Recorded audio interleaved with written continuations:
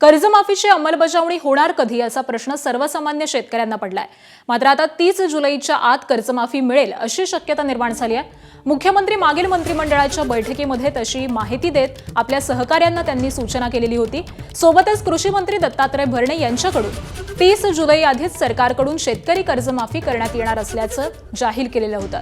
केंद्राकडून शेतकऱ्यांच्या आयकर परताव्याचा डेटा अंतिम झाल्याची माहिती आहे। अशामध्येच राज्य सरकारकडून या संदर्भामध्ये लवकरच कार्यवाही करत कर्जमाफी संदर्भात येत्या काही दिवसांमध्ये अंमलबजावणीला सुरुवात होताना दिसेल।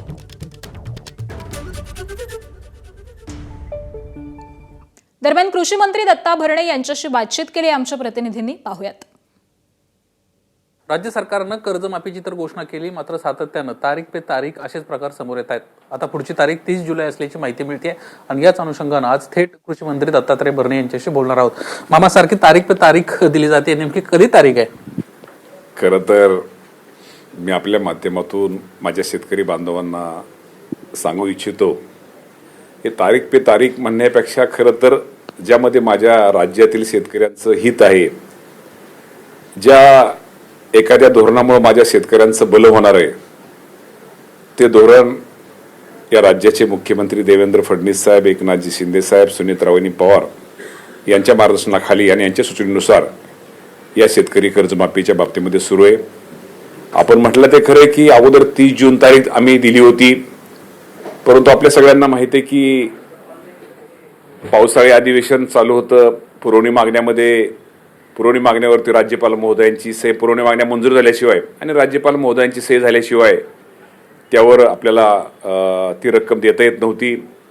त्यानंतर आपल्याला एक लक्षात आलं की जे आपले मोठे शेतकरी, जे इन्कम टॅक्स भरणारे मोठे शेतकरी, त्या शेतकऱ्यांची सुद्धा आपल्याला यादी असणं गरजेचं आहे। कारण परत यादी एकदा आपण एखाद्या शेतकऱ्याला कळवायचं कर्जमाफीची रक्कम आणि परत त्याला नंतर कुठंतरी थांबवायचं, काय तर अडचण, त्यामुळे सगळीच अख्खी यादी थांबवायची, ह्या गुंतागुंतीची प्रक्रियेपेक्षा माझ्या शेतकऱ्याला थेट लाभ मिळाला पाहिजे या उद्देशानं आपल्या सर्वांना माहिती आहे की इन्कम टॅक्सची भरणारे शेतकरी त्यांची यादी पण केंद्र सरकारकडून आपल्याकडे प्राप्त झालेली आहे।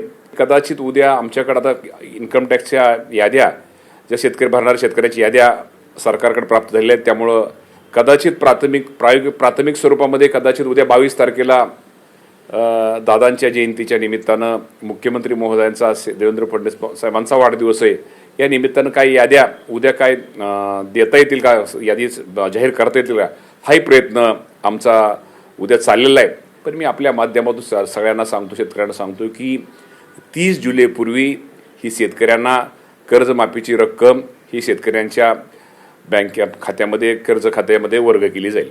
साधारणतः आपल्याला माहिती आहे की एकूण तक्रारी संख्या ही 11,584 एवढ्या तक्रारी आमच्याकडे प्राप्त झाल्या होत्या आणि त्यामध्ये तालुका तक्रार निवारण समिती ही पाहणी साधारणतः 8,292 ठिकाणची पाहणी केली आणि सोयाबीन पिकाच्या बाबतीमध्ये 7,422 ठिकाणची नमुने हे आम्ही घेतले आणि 7,422 नमुने जे घेतले त्यामध्ये 763